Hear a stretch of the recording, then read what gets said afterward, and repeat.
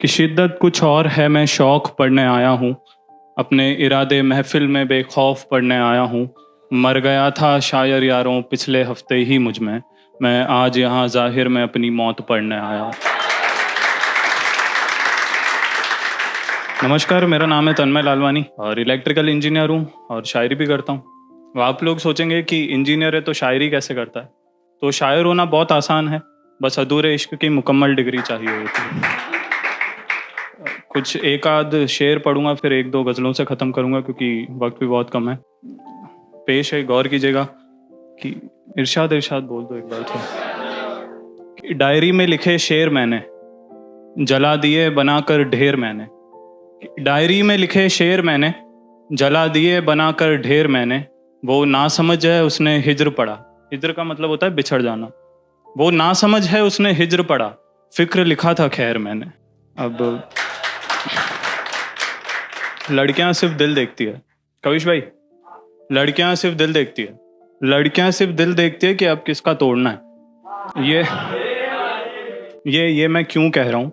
मैं 1 साल से किसी के साथ था और अचानक जैसे ही हमारी बातें बंद हुई 3 दिन में वो किसी और के साथ थी। तो तब मैंने एक शेर लिखा था, वो सुनेगा, उसके बाद गज़ल से शुरू करूँगा कि एक दिन क्या गुजारी शाम अलग अलग, हो गए हमारे नाम अलग अलग।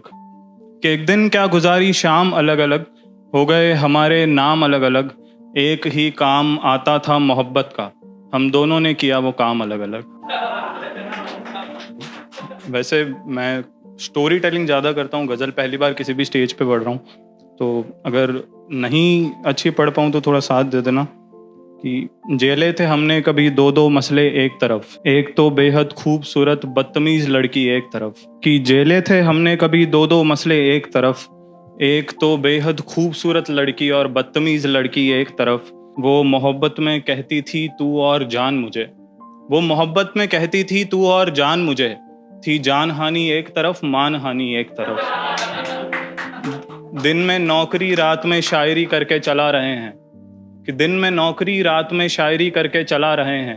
एक तरफ जिंदगानी दाना पानी एक तरफ। एक और गज़ल की, ये मस्ती तुम्हारी पागल तुम्हारे, ये मस्ती तुम्हारी पागल तुम्हारे, दरअसल कश्ती तुम्हारी सागर तुम्हारे। अभी अकेले बैठे सोचते हैं हम, अभी अकेले बैठे सोचते हैं हम, थे कभी जिंदगी तुम्हारी शायर तुम्हारे। कि गुलों को छूने की हरगिज इजाज़त नहीं है, गुलों को छूने की हरगिज इजाज़त नहीं है। जाओ कर दिए तितलियाँ तुम्हारी आंगन तुम्हारे। मैं वो सितारा नहीं अब जिसे अपना कह सको, क्या मतलब जो हो गई ज़मीं तुम्हारी अंबर तुम्हारे।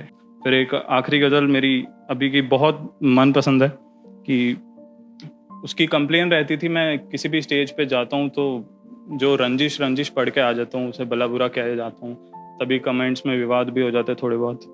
तो ये एक ही गज़ल लिखी थी, जब उसकी याद आ रही थी तो गौर कीजिएगा कि उसकी कुछ आदतें सुकून बाकमाल देती थी, वो पास बैठती थी और जुमके उतार देती थी। उसकी कुछ आदतें सुकून बाकमाल देती थी, वो जब पास बैठती थी तो जुमके उतार देती थी। बसों में धक्के खाकर उदयपुर आता था मैं, वो गले से लगाती थी और थकन मार देती थी। बसों में धक्के खाकर उदयपुर आता था मैं, वो गले से लगाती थी और थकन मार देती थी। दिल को मानो दीवार कर रखा था हमने, वो रोज सुबह नई तस्वीर टांग देती थी। और महफिलों में उसका बस चला करता था, महफिलों में उसका बस चला करता था। हम शेर तब पढ़ते थे जब वो दाद देती थी। और मुझे उसकी एक चीज़ से बहुत प्रॉब्लम है कि वो जाते जाते हमेशा बदतमीज़ हो जाती है, बहुत बदतमीज़ी से बातें करने लगती है, बहुत मीन चीज़ें बोलने लगती है। तो जाते जाते एक शेर उसके लिए कि अगर तुझसे एहतराम से आखिरी अलविदा नहीं हो रहा। एहतराम का मतलब होता है रिस्पेक्ट। अगर तुझसे एहतराम से आखिरी अलविदा नहीं हो रहा, तो जा बिछड़ने के बाद मैं भी तबाह नहीं हो रहा। और उसे छेड़ने की उम्र में उसकी बात छेड़ रहा हूँ, यारों मैं अच्छे से जवान नहीं हो रहा। Thank you.